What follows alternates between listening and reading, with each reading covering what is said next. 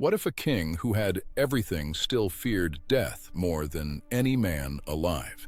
This is the story of Gilgamesh, and it begins with a king so powerful, so restless, that even the gods grew worried about what he might become. Gilgamesh was king of Uruk, the greatest city of ancient Mesopotamia. He was said to be 2/3 god and only 1/3 man, gifted with unmatched strength, beauty, and wisdom, and he wanted only one thing above all others: to be remembered forever. But that hunger for greatness had a dark side. Gilgamesh ruled with a heavy hand, taking whatever he pleased from his own people, forcing men into endless labor and taking brides from their weddings before their husbands could.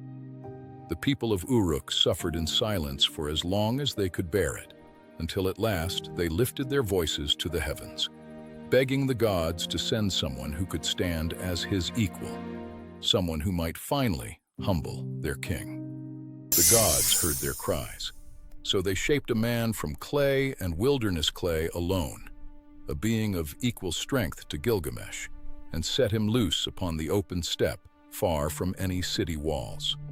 This was Enkidu, and he grew up running wild among the animals, drinking from the same streams as gazelles, utterly innocent of human ways. He was every bit as strong as Gilgamesh, but he knew nothing of cities, kings, or crowns. A hunter came across Enkidu one day and fled home terrified, telling Gilgamesh that a wild man was ruining his traps. Gilgamesh had a clever answer. He sent Shamhat, a temple priestess trained in the ways of civilization, to meet this wild man and tame him. Shamhat traveled out to the wilderness and waited by the watering hole. When Enkidu finally approached, she showed him kindness and companionship he had never known. And slowly, over days together, something in him changed. Enkidu had become something new, no longer purely wild, but not yet truly civilized either. Shamhat clothed him, taught him to eat bread and drink wine like a man, and told him of a great king in Uruk who ruled unchecked over everyone. Enkidu felt something he had never felt before: outrage on behalf of people he had never met. Determined to challenge this tyrant king, Enkidu set out for Uruk. He arrived just as Gilgamesh was about to force his way into another wedding, and this time, someone finally stood in the doorway to stop him. The two titans collided in the streets of Uruk, their fight so violent it shook the very walls of the houses around them. Neither man had ever met his equal before, and the crowd watched in stunned silence as the battle raged on and on. In the end, Gilgamesh finally overpowered Enkidu, but instead of finishing him, he stopped, breathless and impressed. He had finally met someone as strong as himself, and rather than an enemy, he saw something he never expected: a true friend. That single fight changed everything. The two became inseparable brothers in arms, and Gilgamesh, once feared for his cruelty, began to soften under Enkidu's steady friendship. For the first time, the king had someone who saw him not as a god, but as a man. But Gilgamesh's old hunger for glory had not disappeared. It had only found a new outlet. He announced a bold new plan: to journey to the distant cedar forest and slay its monstrous guardian, Humbaba, so that his name would echo through history forever.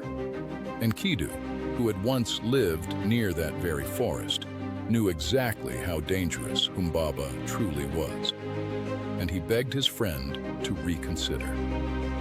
But Gilgamesh's mind was made up. He feared being forgotten far more than he feared death itself. Before they left, Gilgamesh's mother, Ninsun, a wise goddess queen, climbed to the temple rooftop and prayed to the sun god for her son's protection, and she formally asked Enkidu to watch over him as a brother. Enkidu swore he would. With their weapons blessed and their courage steeled, the two friends set out across the wilderness, walking for days until the air grew thick and cool, and the towering cedars of the sacred forest finally rose before them. Deep within the forest, the ground trembled, and out of the shadows emerged Humbaba, a monstrous guardian placed there by the gods themselves to protect the sacred cedars from all trespassers. The battle was ferocious, the ground splitting and trees crashing down around them. When Humbaba was finally beaten and pinned, he begged desperately for his life. But Enkidu, remembering the danger this creature still posed, urged Gilgamesh to finish it. Gilgamesh struck the final blow, and Humbaba fell. The two heroes cut down the great cedars to carry home as trophies, feeling invincible, unaware that killing a guardian appointed by the gods themselves would not go unnoticed. Word of their victory spread quickly, and back in Uruk, Gilgamesh returned a hero, his fame greater than ever. It even caught the attention of Ishtar, the powerful goddess of love and war, who descended from the heavens with an offer of marriage. But Gilgamesh, ever proud, refused her outright. And worse, he mocked her, listing every past lover of hers who had met a terrible fate after loving her. It was a devastating insult, and Ishtar's face twisted from desire into pure fury. Humiliated, Ishtar flew straight to her father Anu, the sky god, and demanded he release the monstrous bull of heaven to punish Gilgamesh. Anu warned her this would bring famine upon the land, but Ishtar didn't care. She wanted revenge. The bull of heaven crashed down into Uruk, and its very breath opened chasms in the earth that swallowed men whole. The city was in chaos, but Gilgamesh and Enkidu stood together against it, refusing to let their people suffer. Working together perfectly, Enkidu seized the beast by its horns, while Gilgamesh drove his sword deep into its neck, finally bringing the monstrous bull down before the eyes of the whole terrified city. As Ishtar screamed from the city walls in outrage, Enkidu, still burning with anger over her cruelty, tore a piece from the slain bull and hurled it toward her. A final insult meant to humiliate the goddess before all of Uruk. The gods would not forgive this. The gods convened and decided that killing Humbaba, slaughtering the bull of heaven, and insulting Ishtar could not go unpunished. Since both heroes shared the blame, only one of them would have to die, and the gods chose Enkidu. Soon after, Enkidu fell violently ill. He dreamed of being dragged down into the dark, dusty underworld, a place with no light and no comfort, and he woke shaking, certain now that his death was truly coming. For 12 agonizing days, Enkidu grew weaker while Gilgamesh sat by his side, refusing to leave. And then, with his brother beside him, Enkidu finally died, and Gilgamesh let out a cry of grief unlike anything Uruk had ever heard. For 7 days, Gilgamesh refused to bury his friend, weeping over his body until worms began to fall from it. It was in that horrifying moment that a new terror gripped him. If his greatest friend could die, then even he, 2/3 God, was not safe from the same fate. Consumed by grief and terrified of death, Gilgamesh made a decision that would define the rest of his life.